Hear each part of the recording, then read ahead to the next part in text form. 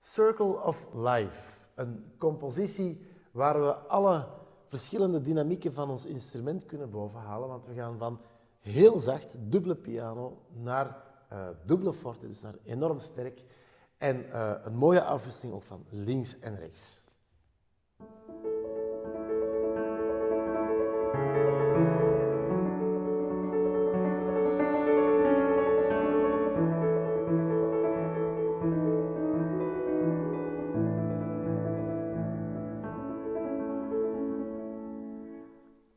Heel belangrijk hier is dat de melodie links zit en eigenlijk als één grote boog zou moeten klinken.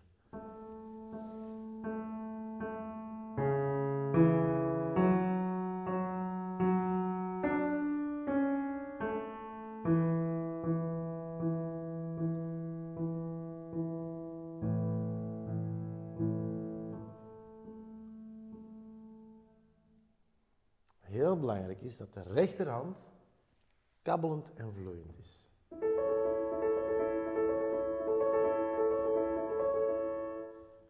Probeer de noten zo licht mogelijk te spelen, niks te forceren. Anders dan krijg je een zeer amuzikaal effect. Probeer telkens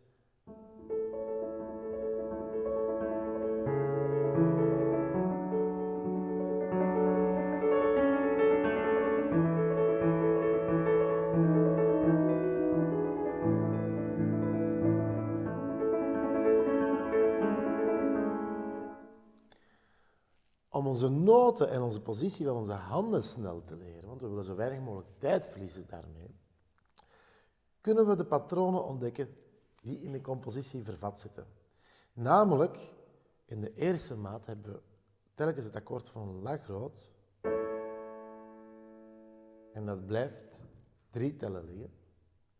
Onze rechterhand blijft in de tweede maat identiek. Onze linkerhand speelt de 3 noten van la groot opnieuw.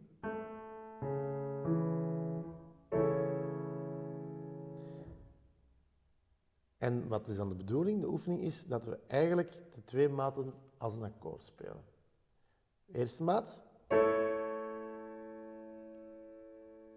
De tweede maat.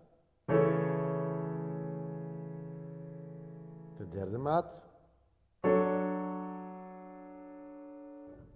Als je die 3 maten aan elkaar speelt, krijg je dit.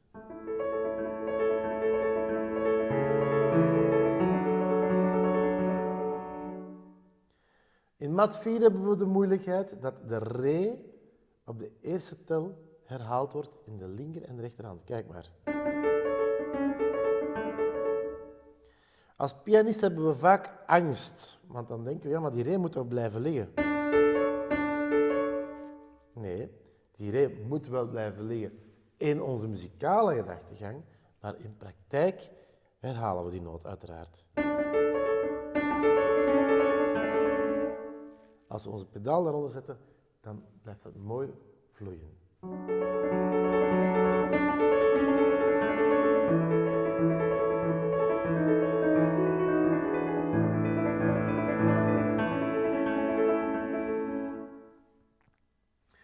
Een andere uitdaging in deze compositie is de sprong die we moeten maken naar maat 12.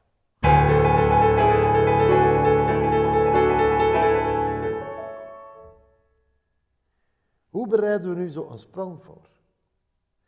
We gaan maat 11 spelen, zoals ik daarnet vertelde, als 1 akkoord. Dit is maat 11. Dus als 1 akkoord krijgen we dit. En nu komt het. Kijk goed, ik laat mijn handen staan op de noten van maat 11. En ik kijk naar maat 12. Ik kijk naar het klavier waar mijn handen naartoe moeten. En ik verplaats mijn handen vliegensvlug naar daar. Maar ik speel de noten nog niet. Dan krijg je dit. Want dit zijn de noten.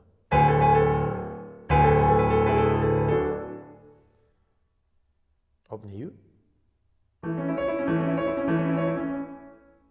Verplaatsen. Nu komt de volgende stap. Verplaatsen en spelen.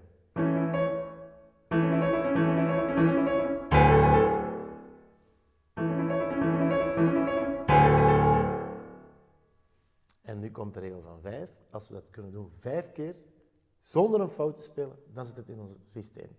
Als we een fout maken tijdens die 5 keer, moeten we terug vanaf 0 beginnen tellen. Ik had er al 2.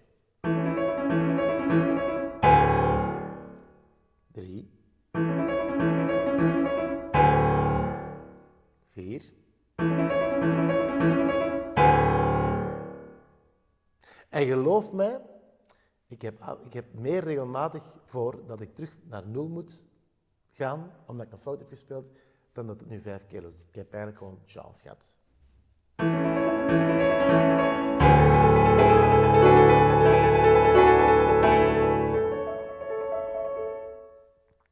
Zeer belangrijk, maat 12 en 13 is dubbele forte. Daar gaan we alle klanken uit onze piano halen. En op maat 14 subito mezzo piano, dus terug zacht.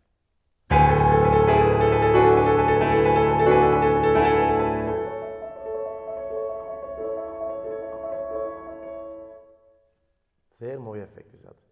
Op maat 12 en 13 halen we de melodie uit de linkerhand en trekken we als het ware de noten uit de piano. Kijk maar. Mijn hand veert echt op, springt uit het klavier als het ware. Dan komt de klank uit dat instrument, uit die klankkast.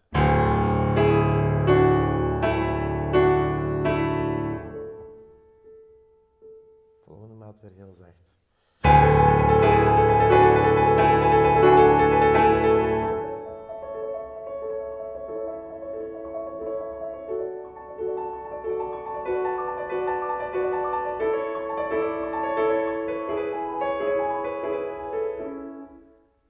Goed kijken wat er staat. Maat 18 en maat 19 in de rechterhand staat er wel degelijk.